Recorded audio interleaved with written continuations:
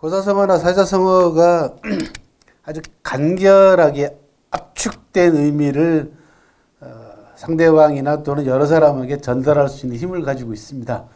그러니까 그 자체로 굉장한 파워를 가지고 있다는 얘기죠. 전달력에 있어서도 물론 듣는 사람에 따라 가지고 인문학적 소양에 따라 가지고 파급력은 차이가 나겠습니다만은 우리나라도 한자를 사용한 지가 수천 년 됐고 중국 같은 경우는 4,000년 이상 계속해서 한자를 사용해 오다 보니까 좀 심하게 말씀을 드리면은 한자 문화권에 있는 나라들 또는 그 한자 문화권의 영향을 받고 있는 국민들, 사람들 그 유전자 속에 나름대로 그 한자 문화권에서 형성되어 있는 문화적 인자가 배어 있다는 얘기죠. 그래서 자연스럽게 이 부분이 받아들여지지 않나 그런 생각이 들고요. 제일 많이 활용되는 것은 물론 이제 지식인층을 제외하고는 정치 쪽에서 제일 많이 활용을 하고 있습니다. 정치인들이 자기 자신의 의사라든지 정치적 견해라든지 또는 국민들에게 던지고 싶은 메시지가 있을 때 직접 화법으로는 좀 불편하거나 전달력에 있어서 약간 떨어진다라고 판단이 되면은 고사성어 같은 경우를 이용해 가지고 자기 의중을 그 안에 실어 가지고 전달하려고 많이 애를 쓰고 있죠. 실질적으로 뭐 그 사람들이 이런 고사성어에 담겨 있는 역사 문화적 맥락이라든지 컨텐츠를 깊이 있게 공부한 건 아닙니다만은 어쨌든 간에 그게 그만큼 유용하다는 거죠. 그리고 지난번 우리 대통령이 중국을 방문해 가지고 시진핑 국가주석하고 한중 정상회담을 했을 때 서로 오고 간 고사성어만 해도 한 10여 개가 넘습니다. 실제로 따져보면은. 그래서 그만큼 외교 무대에 있어서도 이 고사성어가 상당히 유용하게 활용될 수 있다라는 것을 실질적으로 보여줬습니다. 그래서 어차피 우리 말에 우리나라 말의 단어 구성의 70% 가까이가 한자말이지 않습니까? 그러니까 이걸 자꾸 뭐 한글 쓰기 운동이니 그다음에 한자를 남의 나라 문자니 이렇게 편협된 생각을 가지고 볼 것이 아니라 생활 속에서 좀 유용하고도 그다음에 자기 자신의 의중을 조금 차원 높게 고급스럽게 전달하는 하나의 수단으로 활용을 하면은 훨씬 더 우리의 그 생활 자체가 또는 관계 자체가 부드러워질 수도 있고 또 관계를 돈독히 하는데 큰 도움을 받을 수가 있다. 그런 말씀을 드리고 싶네요. 제가 늘 그 책도 그런 종류의 책을 내기도 했고 늘 그렇게 말씀을 드린 것 중에 하나가 뭐냐 그러면 언격이 인격이다.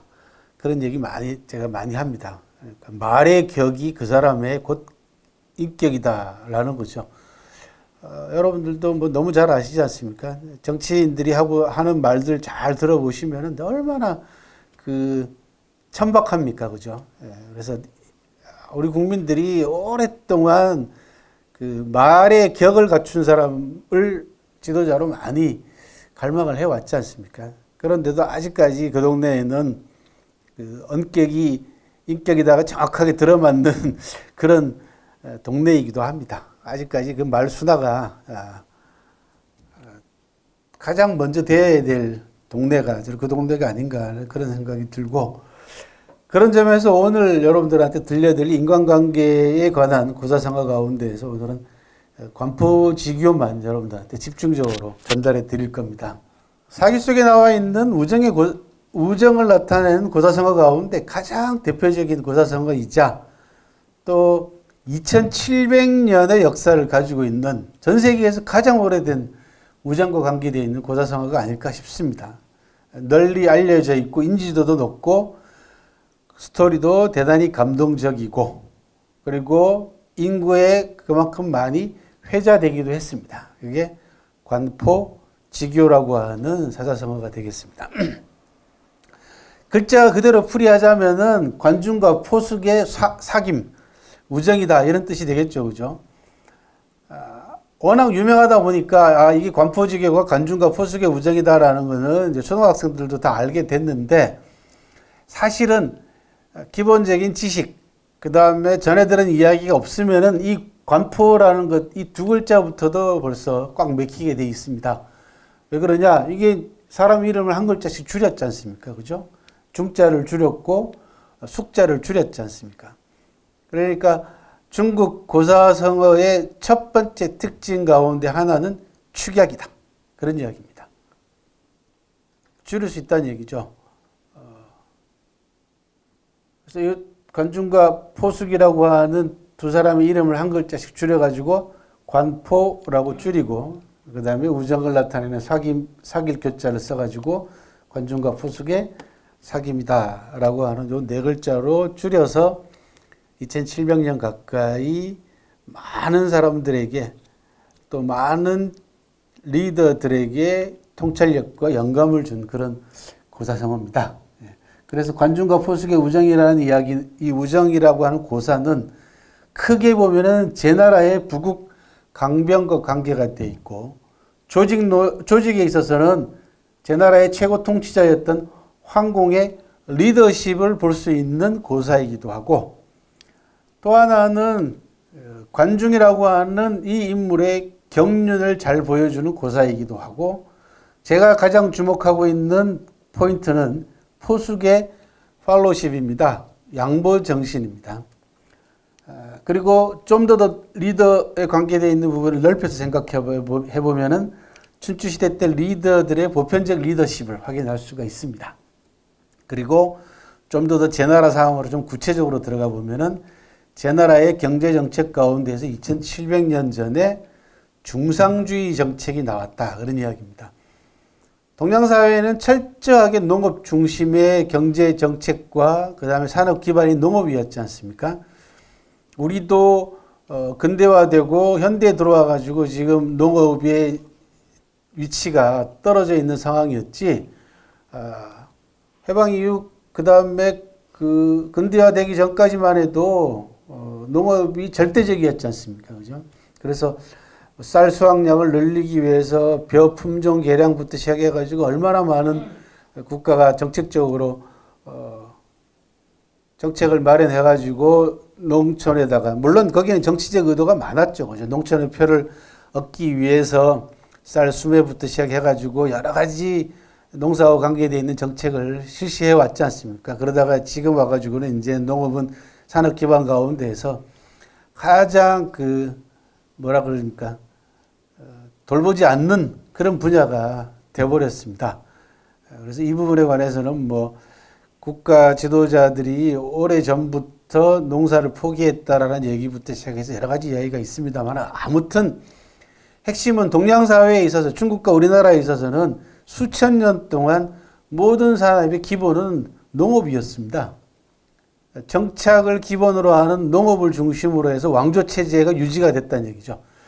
왕조체제를 유지하는 데 있어서 가장 좋은 산업 기반은 농업입니다. 누가 뭐라 그래도. 농업은 거주지를 떠나서는 영위할 수 없는 산업입니다. 붙어 있어야 된다는 얘기죠. 그래서 쌀미자라고 하는 이 벼농사를 주로 하는 지역의 쌀미자가 여러분들 88이잖아요. 그죠? 그러니까 잘 보시면 글자가 88로 이루어져 있습니다. 쌀미자가.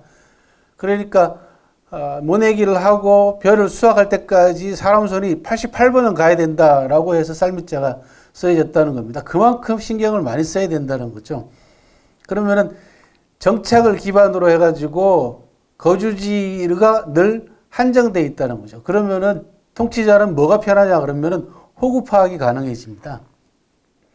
어디에 몇 가구가 살고 있고 그 집안에 식구가 몇인가라는 게 파악이 가능해져. 호구 파악이 정확하게 가능해진다는 얘기는 세금을 걷어들이기가 그만큼 쉽다라는 거죠. 그런데 상공업을 위주로 했을 경우에는 인구 변동이 워낙 심하죠. 그죠? 그러니까 인구 파악도 힘들고, 그 다음에 유동성 때문에 세금 매기기도 그렇고, 또 그 사람이 얼마나 많은 수익을 올리는지도 파악하기가 대단히 어렵습니다. 그래서 왕조체제의 기반은 누가 뭐라 그래도 농업입니다. 그리고 군대에 차출하기도 쉽습니다. 인구 파악이 쉽기 때문에. 이런 것들이 오랜 세월 동안 수천 년 동안 동양사회 왕조체제를 뒷받침했던 산업 기반은 농업이었습니다. 그런데 제 나라 같은 경우 특히 관중이 등장했던 요 관푸지교의 2700년 전의 상황에 있어서 제 나라는 관중을 기용함으로써 농업을 기반으로 하는 중상주의 정책을 실시했습니다. 요거는 제가 관중을 소개하면서 자세하게 말씀을 드린 바가 있죠. 그렇죠? 그래서 제 나라의 정책면에 있어서는 보기 드물게도 동양사회에서 2700년 전에 중상주의 정책이 나왔다라는 거 하나. 그 다음에 경제와 정치의 함수관계에 관해서 깊이 있게 생각하게 만들어주는 고사이기도 합니다. 그것은 관중과 관중의 그 추종자들이 남겼다고 하는 관자라고 하는 책이 남아서 전해오기 때문에 분석과 연구가 가능합니다. 그리고 모든 조직에 필요한 것 중에 하나가 뭐냐 그러면 이제 리더십이라고 하는 부분이 관포지기에 있어서 가장 중요한 키워드 가운데 하나로 떠오르게 됩니다. 그래서 이런 몇 가지 배경 지식을 가지고 여러분들이 관포지기를 들으시면 훨씬 더 많은 걸 얻어 가실 수가 있겠습니다.